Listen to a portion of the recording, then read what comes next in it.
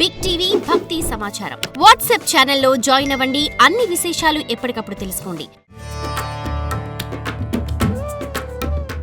శబరిమలై మెట్లు ఎక్కగానే ఈ మండపం దగ్గర తత్వమసి అని రాసి ఉంటుంది. తత్వమసి అంటే ఏంటి? తత్ త్వం అసి.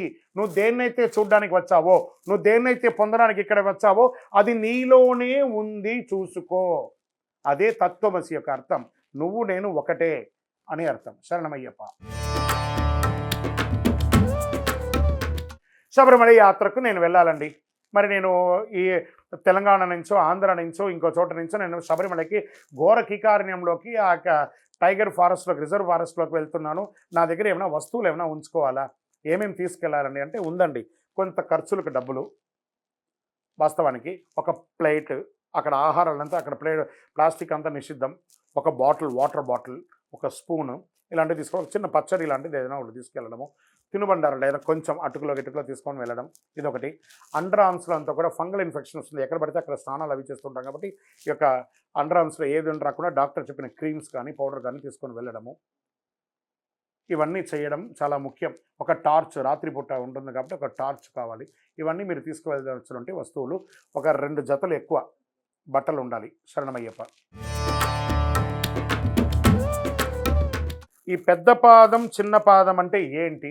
ఇది ఎక్కడి నుంచి స్టార్ట్ అయింది, ఎక్కడ ముగుస్తుంది, దీంట్లో నడుస్తూ ఉండగా ఏమైనా ఇబ్బందులు ఏమైనా ఉంటాయా, వన్యమృగాలు ఏమైనా ఇబ్బంది పెడతాయా అంటే పెద్ద పాదం అనేది ఎరుమేల నుంచి స్టార్ట్. ఎరుమై కొల్లి అంటే మగిషి అనే రాక్షసిని ఎరుమై అంటారు. దానికి కొల్లి కొంచెం చంపిన స్థలమే ఎరుమేలి.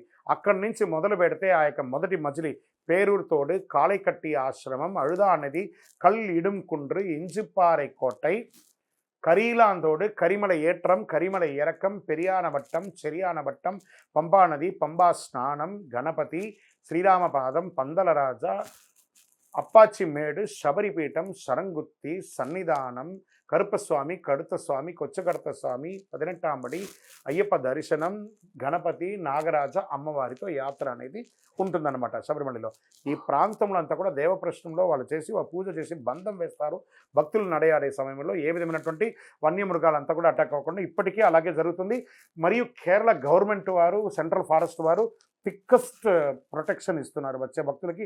ఇప్పటి వరకు వన్యమృగాల ద్వారా ఇబ్బంది పడ్డారు అని చరిత్ర ఇప్పటివరకు లేదండి, ఇక మీద కూడా రాదు.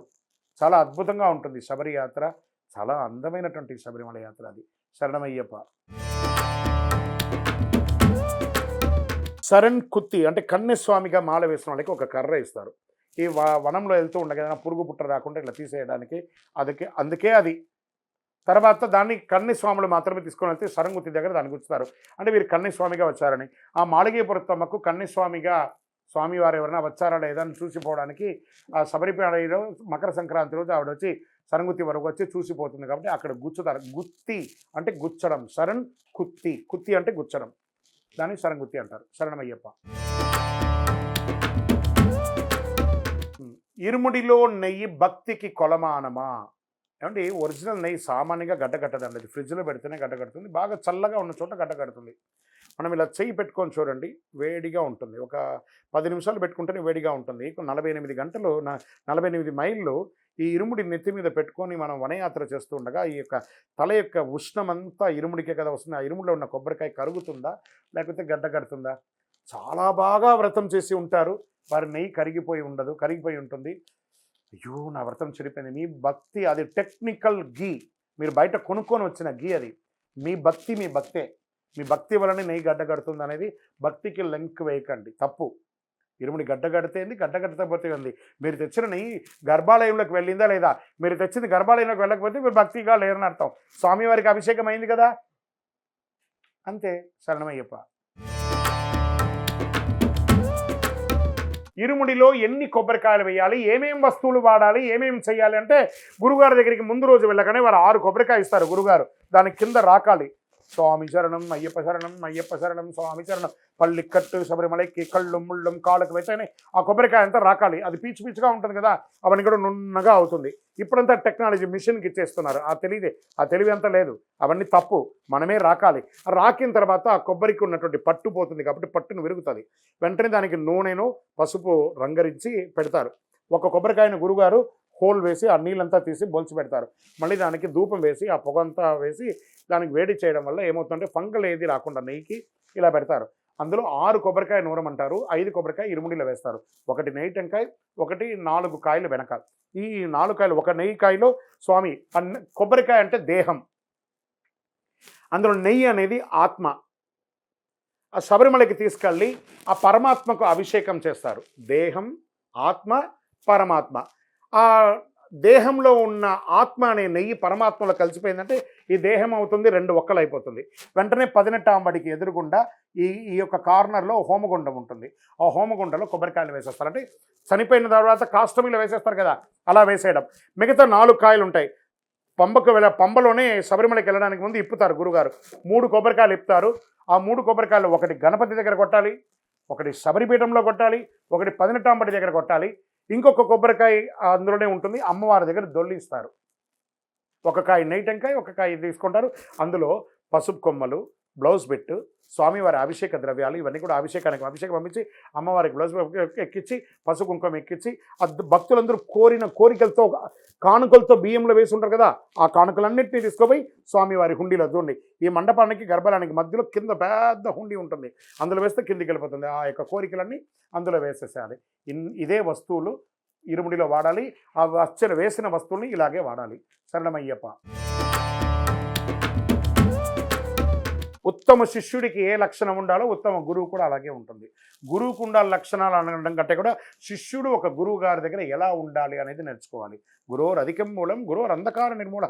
గురుస్వామిని నిందించిన వాళ్ళు స్వామి ఓ గురుస్వామి, గురుస్వామి లేనిదే శబరి యాత్ర లేదు.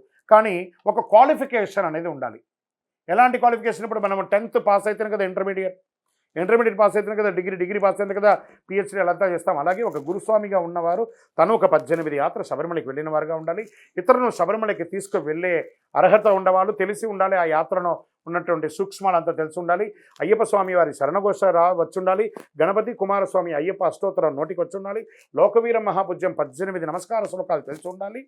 స్వామివారి మాలాధారణ మంత్రం, మాల ఇరుముడి మంత్రం, మాల విరమణ మంత్రం ఇవన్నీ కూడా ఆ గురుస్వామికి తెలిసి ఉండాలి. ఏమంటే మేమంతా చదువుకోలేదండి, మేము గురుస్వామి అలా కుదరదు. మీరు చదువుకోలేదా సీనియర్ స్వామిగా ఉండండి, చదువుకున్న ఒక స్వామితో చెప్పించి ఇవన్నీ చేయండి. ఇన్ని ఏళ్ళుగా శబరిమలకి వెళ్ళారు, రోజు ఒక్కసారి వింటారు, ఉదయం సాయంత్రం చదువుతారు కదా. ఇన్ని ఏళ్ళుగా పోయిన వాళ్ళు ఇన్ని ఏళ్ళలో చెప్పుంటే ఎన్నోసారి ఎక్కుండాలి కదా, ఎక్కుతుంది. ఇంకా మీతో ఇప్పటివరకు చేయలేదా, ఏం తప్పలేదు. ఇప్పుడు మాధ్యమాలు ఉన్నాయి, యూట్యూబ్లో ఉన్నాయి, అన్నీ ఉన్నాయి కదా, దాన్ని పెట్టుకొని వినండి, పుస్తకంలో వినండి. ఒక 100 సార్లు వింటే 101సారి మనకు నోటికి వచ్చేస్తుంది. కాబట్టి ప్రయత్నించండి. గురుస్వామిగా ఉన్నవారికి ఈ క్వాలిఫికేషన్ ఉండాల్సిందే. శరణమయ్యప్ప. అది ఒక ఏమంటే ఇరుముడి కట్టుకున్న వాళ్ళందరూ నడిచి వెళ్తూ ఉండగా వారికి అడ్డంగా పడుకొని వాళ్ళు దాటమంటారు. అదొక పైశాచికమైనటువంటి ఆనందం. ఎక్కడైనా ఉందా అది? ఎక్కడ లేనిది. తెలియకుండా ఒక పిల్లలు పడుకుంటే ఈయన తొక్కుడులో ఆ పాప మెడ మీదనో బాబు మెడ మీదనో కాలు వేస్తే ఏమవుతుంది? సారీ చెప్తారా అప్పుడు? కాదు కదా, ఎక్కడ లేదు కదా. అది తాకకుండా ఉంటారా? పక్కనే పడుకుంటారు, తెలియకుండా పడిపోతుంది. ఏమో ఇరుముడి ఇలా పెట్టుకుంటారు, కాలు ఎక్కడ ఉంది, చేతులు ఎక్కడ ఉన్నది ఎవరు చూడరు కదా. ఇలాంటి పైశాచికమైనటువంటి పనులు చేయకండి. తప్పు ఎక్కడా లేదు, దాటకూడదు. శరణమయ్యప్ప. యా, శబరిమలకి 18 అయిన వాళ్ళు 18 యాత్ర చేసిన కొబ్బరి చెట్టు ఎందుకు తీసుకెళ్ళాలి? ఆ కొబ్బరి చెట్టునే ఎందుకు తీసుకెళ్ళాలి? ఒకనొక కాలంలో మంచినీళ్ళు, ఇప్పుడు కదండి వాటర్ అంతా ఫెసిలిటీ, మంచినీళ్ళు ఉండేది కాదు. చిన్న చిన్న చెట్లు పంప నుంచి సన్నిధానంలో కొబ్బరి చెట్లే ఉండేది. అందరూ దాహారతిగా కొబ్బరి చెట్టును తాగేవాళ్ళు. దాని తర్వాత కొబ్బరి చెట్టు పడిపోతే దాన్ని సగంగా చేసి మెట్ల వల్లే వేసి దాని మీద నడుచుకొని శబరిమలకి వెళ్ళిన వాళ్ళు ఉన్నారు. దాహం తీర్చడానికి పరోపకారం చేసే ఒక చెట్టు ఏదైనా ఉందంటే అది కొబ్బరి చెట్టు. పీచు ఉపయోగపడుతుంది, కొబ్బరికాయ ఉపయోగపడుతుంది, కొబ్బరి నీళ్ళు ఉపయోగపడుతుంది, కొబ్బరి చెట్టు కూడా ఉపయోగపడుతుంది. అలా ఉంటుంది. దాని యొక్క ఆ చెట్టు ఏ విధమైనటువంటి రిపీట్ ఫలితాన్ని పొందదు, అన్ని పరోపకారమే చేస్తూ ఉంటుంది. అందుకోసం మనలోని యొక్క గుణం తాటి చెట్టులాగా కనబడుతుంది కదా, ఇంత ఎత్తుగా ఉంటుంది కదా, అంటే ఆ కొబ్బరి నీళ్ళు అంత తీయగా ఉంటుంది. ఎలా వచ్చింది ఆ వాటర్ ఆ కొబ్బరికాయలో? ఎక్కడో హైట్గా ఉన్న దాంట్లో అదే ప్రకృతి ఇచ్చినటువంటి ఒక వరం అని కూడా చెప్పచ్చు. శుభ సూచకం కొబ్బరి చెట్టు యొక్క తోరణాలు కట్టడం, కొబ్బరి తోరణాలు కట్టడం, కొబ్బరి మువ్వ పెట్టడం, కొబ్బరి ఆకులు పెట్టడం, దీనికోసమే దీన్ని శుభ సూచకంగా ప్రతి చోట కూడా పెడుతూ ఉంటారు. ఇప్పటి కాలంలో శబరిమలలో కొబ్బరి చెట్టు నాట్ అలవడండి 18 యాత్ర చేసేవాళ్ళు. మీరు 18 యాత్ర చేయాలనుకుంటే మీ పరిసర ప్రాంతాల్లో మీ ఊర్లో ఉన్నటువంటి దేవాలయంలో కొబ్బరి చెట్లు నాటండి. శబరిమలకి తీసుకెళ్ళకండి. ఒక వెండి ప్రతిమ, కొబ్బరి చెట్టు యొక్క వెండి ప్రతిమ కానీ బంగారు ప్రతిమ కానీ చేసుకొని మీ ఇంట్లో పూజలో పెట్టి ఇరుముడి రోజు ఆ ఇరుముడిలో వేసి స్వామివారి హుండీలో కానుకగా వేయండి. శరణమయ్యప్ప. ఏమంటే ఇరుముడిలో వేసేటప్పుడు అందరూ కూడా డబ్బులు అందులో వేస్తారు, అవన్నీ వాడచ్చు. అంటే శివసొత్తు కులనాశనం, విష్ణు సొత్తు వంశనాశనం, శివ విష్ణు సుతుడి సొత్తు సర్వం నాశనం, అవన్నీ దేవుడికి వేశారు ఉండిలో వేయమని. మీరు శబరిమలకి వెళ్తారనే కదా, మొక్కుకునే కదా మీరు మాల వేసుకున్నారు. మంది సొమ్ముతో వెళ్తారా మీరు సంపాదించిన డబ్బు ఉంటే, అప్పు చేయకుండా ఉంటే ఆ డబ్బుతో వెళ్ళంగా మంది ఇచ్చింది కోరికల కోసం వాళ్ళు వేస్తారు, దాన్ని తీసుకుపోయి హుండీలో వేయండి. శరణమయ్యప్ప. For more videos like this, subscribe Big TV channel.